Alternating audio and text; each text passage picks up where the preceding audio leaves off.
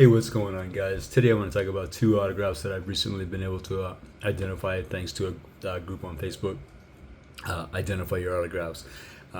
They've been really helpful recently, at least for me. And I'm on there almost every day, and I see that the people are. It's a good community, man. They're getting a lot of help. People have a lot of autographs that they're unable to identify, and usually within less than a day, someone will be on there and help people identify their autographs. And I had four autographs that have been floating around for 20 some years. I've been collecting for probably 25, 26 years, give or take, through the mail. Sorry, and in person. But 99% of anything anymore is through the mail. And I've had these autographs, like I said, floating around for a while. And I collected these back in the day when I first started, before I would put the person's name on the return envelope. And I soon had probably 10, 12, maybe autographs, index cards that I could not identify.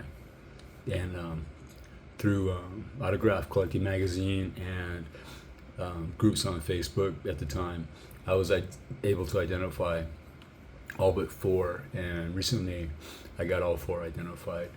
And you might know who this is already, but the more I looked at this over the years, I could not tell who this was. And I reached out to, there's a group on Reddit, an autograph collecting group, and it's pretty much worthless. The one I found, pretty much worthless. I think almost nobody goes on there anymore. It's very outdated. And some of the groups on Facebook that I had found at the time, very little help, but I stumbled upon this this group I'm on now, Identify Your Autographs, and they've been top notch.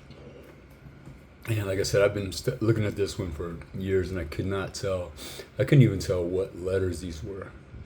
It was somebody finally identified it, and I'm like, no way. I had to Google the name and match it up with autographs that were already online, and sure enough, the person was correct. And this is Peter Weller, most well known for being RoboCop.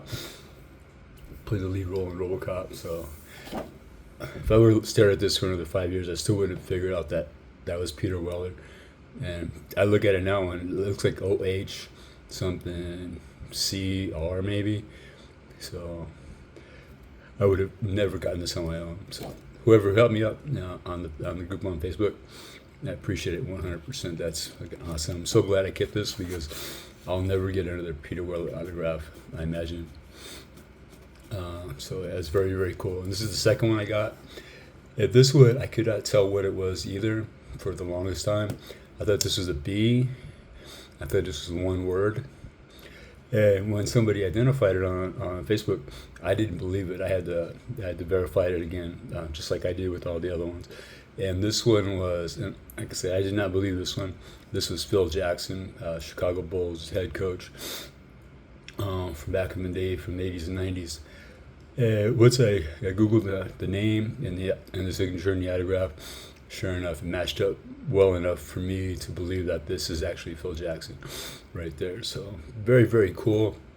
I did not know I had a Phil Jackson autograph in my possession. And I'll never get his autograph through the mail for free at all, ever again. So I don't even know if he signs anymore. It's like up until a couple weeks ago, I didn't even know who this was for the last 20-something years. So very, very cool.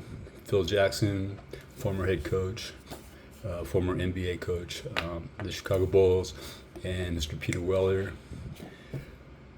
RoboCop right there. So two awesome autographs that I plan to update and put their names on the back.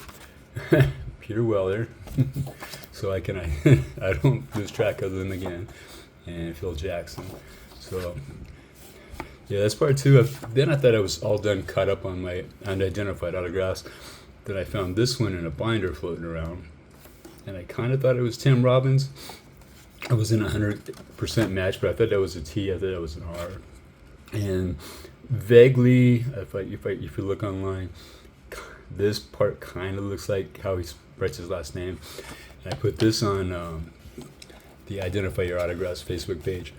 and people shot me down right away. Like, nope, that's not it. Not even close, man. So I don't have a Tim Robbins, but I still don't know who this is. The post has been on there for about a week and a half, 2 weeks now, and still nobody has been able to identify it, but everybody was 100% sure that this was not Tim Robbins.